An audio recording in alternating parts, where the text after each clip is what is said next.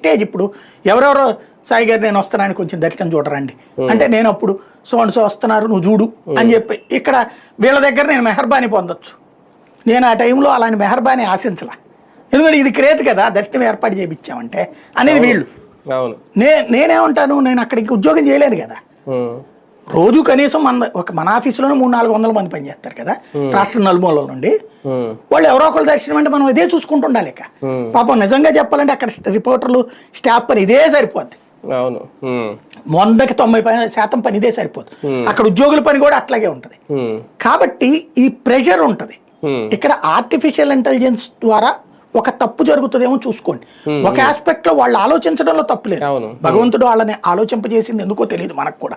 ఎందుకంటే ఏదైనా సరే శివుడు ఆజ్ఞ లేనిదే చేమైనా కొట్టదు అన్నట్టు వెంకటేశ్వర స్వామి ఏ ఉద్దేశంతో ఈ చర్చను లేవని తీశాడో తెలియదు ఖచ్చితంగా. అయితే నేనేమంటానంటే మంచికైతే ఓకే, వీళ్ళు చెడు చేయనీయకుండా దేవుడే ఆపుతాడని నేనైతే నమ్ముతున్నాను.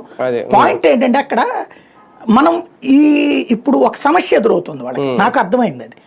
ఇదివరకటి రోజుల్లో మనం ఆ క్యూ లైన్లో దాన్ని ఏమంటారు ఆ కంపార్ట్మెంట్లు ఇవన్నీ 7 గంటలు పట్టినా 8 గంటలు పట్టినా అప్పుడు లోపలికి వెళ్ళినప్పటి నుంచి ఒక సైకలాజికల్ ఫీలింగ్తో భగవంతుడా గోవిందా గోవిందా ఈ నామస్మరణ చేసుకుంటూ ఉండేవాళ్ళం.